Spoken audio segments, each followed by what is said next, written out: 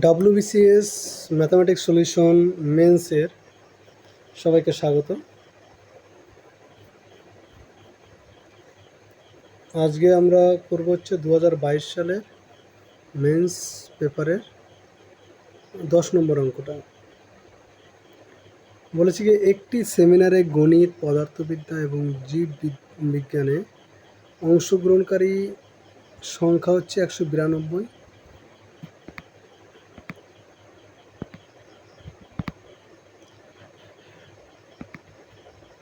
একশো বিরানব্বই, 240, 168। প্রতিটি কক্ষে সমান সংখ্যক অংশগ্রহণকারী বসাতে হলে তারা সবাই একই বিষয়ের হলে প্রয়োজনীয় ন্যূনতম কক্ষের সংখ্যা কত। আগে আমরা দেখে নেব যে এক একটা ঘরে কয়জন করে বসানো যাবে, মানে গসাগু বের করতে হবে।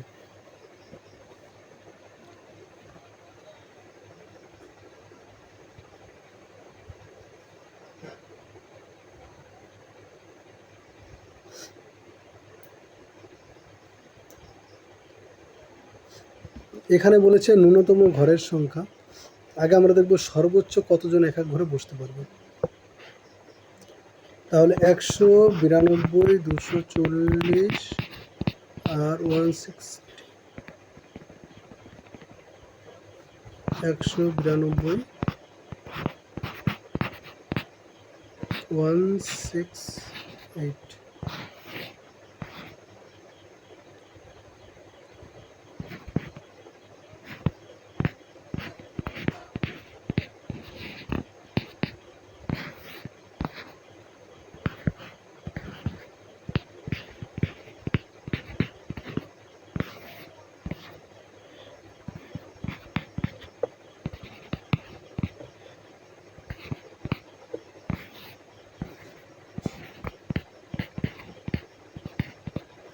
তাহলে এখানে গসাগু কোনটা হবে? 2 দুগুণে 4, 4 দুগুণে 8, 3 8 24। গসাগু হবে 24। 24টা ঘর লাগবে এটা কিন্তু নয়, এক এক ঘরে 24 জন বসানো যাবে। এবার টোটাল কত আছে?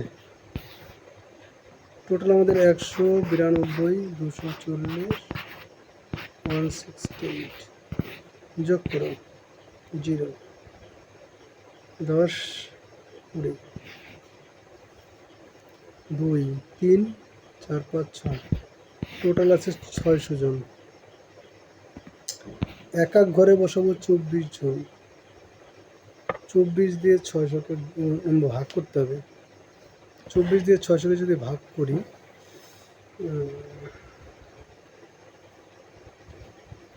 কত আসে দেখো তো।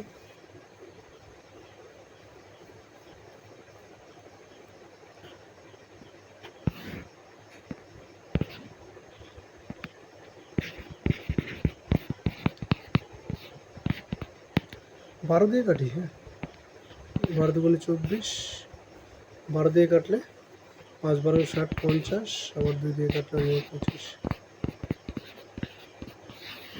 এটা আমাদের অ্যান্সার হবে।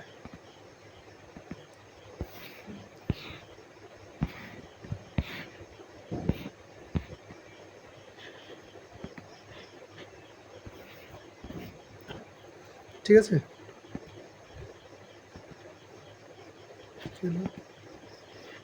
নেক্সট অঙ্ক, এটা একটু মুছে দিই।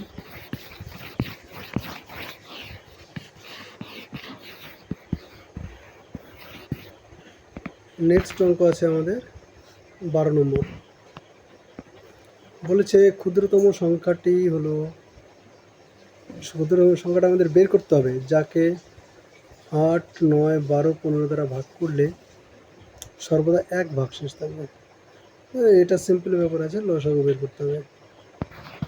8, 9, 12 আর 15 লসাগু।